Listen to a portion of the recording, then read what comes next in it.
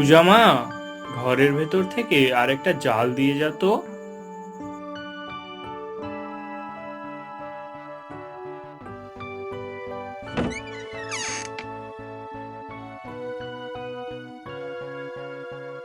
এই নাও বাবা।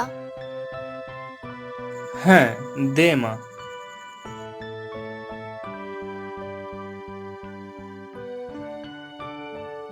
বাবা, তুমি নদী থেকে আমার জন্য ছোট রঙিন মাছ নিয়ে আসবে। কেন রে মা?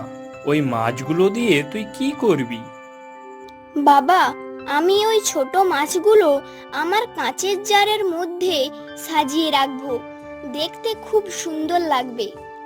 ও, তাই নাকি? পূজা মা, আমি তোর জন্য নদীটাই বাড়ি নিয়ে আসবো। তুই ওখান থেকে পছন্দ মতো মাছ বেছে নিস। বাবা, তুমি প্রত্যেক দিন এরকম বলে থাকো, কখনো নিয়ে আসো না। আমার পাগল মেয়েটা। ঠিক আছে, কাঁদিস না, আজ নিয়ে আসবো। এই বলে যতীন নদীর দিকে রওনা দিল।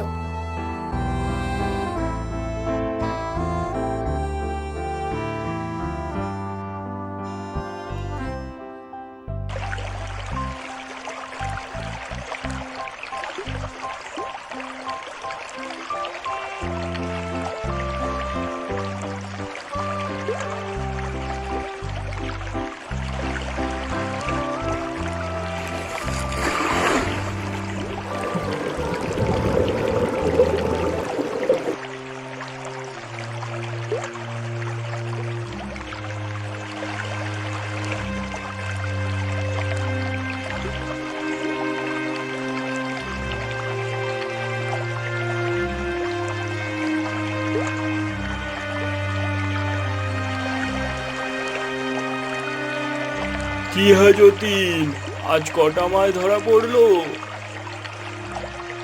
না দাদা, আজও দু একটা ছোট মাছ ছাড়া কিছুই ধরা পড়লো না।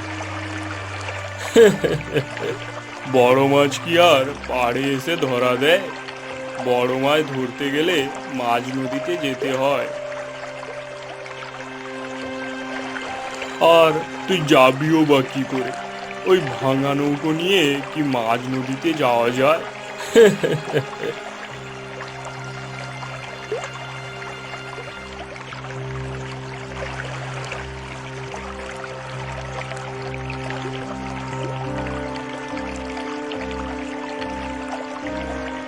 না, আজও দেখছি এ চত্বরে বড় মাছের আর দেখা পাওয়া যাবে না। আর কপালে যদি না থাকে কি আর করা যাবে। না, যাই, বাড়ি ফিরে যাই।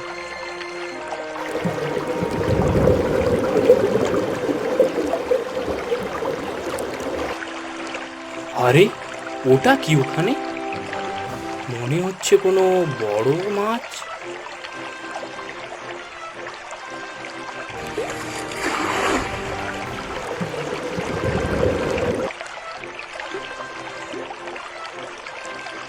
আরে, এটা কি মাছ? এই রকম মাছ তো আগে কোনোদিন দেখিনি। গায়ের রংটাও এরকম সোনার মতো ঝকঝক করছে। এটাকে বাজারে নিয়ে যাই, মনে হচ্ছে অনেক দাম পাওয়া যাবে। আমাকে মেরো না, আমাকে ছেড়ে দাও। আরে, মাছটা কথা বলতে পারে!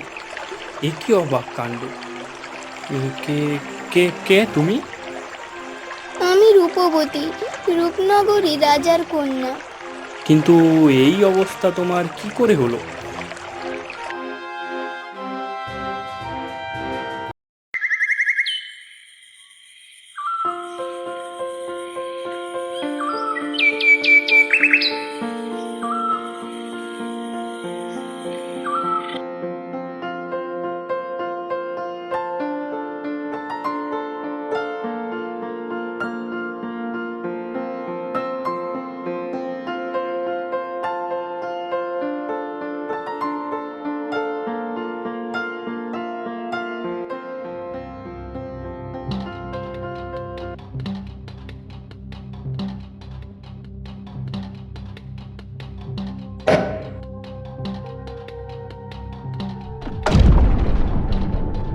কে, কার এত বড় স্পর্ধা যে আমার ধ্যান ভাঙানোর মতো দুঃসাহস দেখিয়েছে?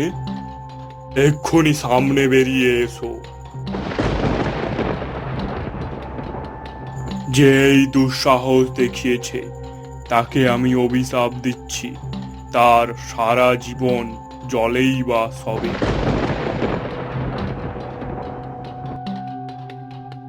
সাধু বাবা, আমাকে ক্ষমা করে দাও। আমার ভুল হয়ে গেছে। আমি খেলার ছলে এই কাজ করে ফেলেছি। রাজকুমারী, আপনি আপনি এই কাজ করেছেন, কিন্তু আমি তো এই অভিশাপ ফেরাতে পারবো না। তোমার এই অভিশাপ তখনই কাটবে যখন কোনো সহৃদয় ব্যক্তি তোমাকে উদ্ধার করে এই গাছের তলায় নিয়ে রাখবে।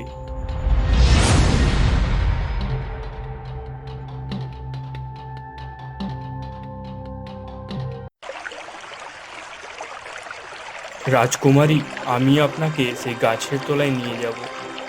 সত্যি সত্যি বলছো তুমি?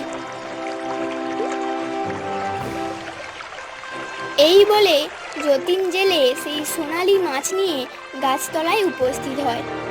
সাধুর কথা অনুযায়ী সে মাছটিকে গাছতলায় শুইয়ে দেয়। সাথে সাথে এক চমৎকার দৃশ্য দেখা যায়। সোনালী মাছ মুহূর্তের মধ্যেই এক সুন্দর রাজকন্যায় পরিণত হয়।